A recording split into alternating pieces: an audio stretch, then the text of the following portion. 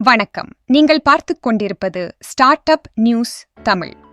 பெரிய அளவிலான முதலீடுகள், அதிரடி விரிவாக்கங்கள் மற்றும் சர்வதேச தொழில்நுட்ப மாற்றங்கள் என இன்றைய ஸ்டார்ட் அப் உலகம் மிகவும் பரபரப்பாக உள்ளது. அந்த முக்கிய செய்திகளை இப்போது விரிவாக பார்க்கலாம். பெங்களூருவைச் சேர்ந்த ஸ்விஷ் நிறுவனம் தனது சீரீஸ் பி நிதிச் சுற்றில் $38 மில்லியன் திரட்டி அனைவரது கவனத்தையும் ஈர்த்துள்ளது. வெறும் 18 மாதங்களில் மொத்தம் $54 மில்லியன் நிதியை இந்த நிறுவனம் பெற்றுள்ளது. 2024இல் அனிகேத் ஷாவால் தொடங்கப்பட்ட ஸ்விஷ் ஒரு கிலோமீட்டர் சுற்றளவிற்குள் 10 நிமிடங்களில் உணவை டெலிவரி செய்யும் ஃபுல் ஸ்டாக் மாடலில் இயங்குகிறது.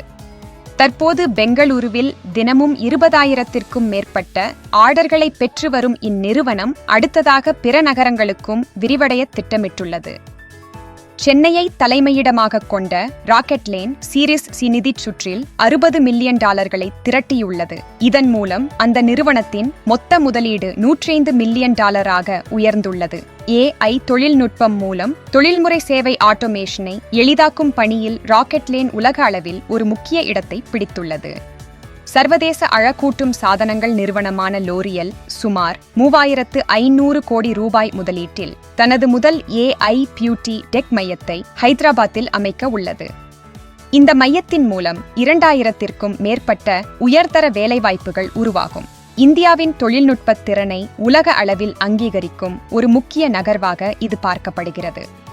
உள்ளூர் உணவு டெலிவரி முதல் உலகளாவிய AI தொழில்நுட்பம் வரை இந்தியா இன்று புதுமையின் அதிகார மையமாக உருவெடுத்து வருகிறது. இதுபோன்ற உடனுக்குடன் செய்திகளை தெரிந்து கொள்ள இணைந்திருங்கள் ஸ்டார்ட் அப் நியூஸ் தமிழுடன்.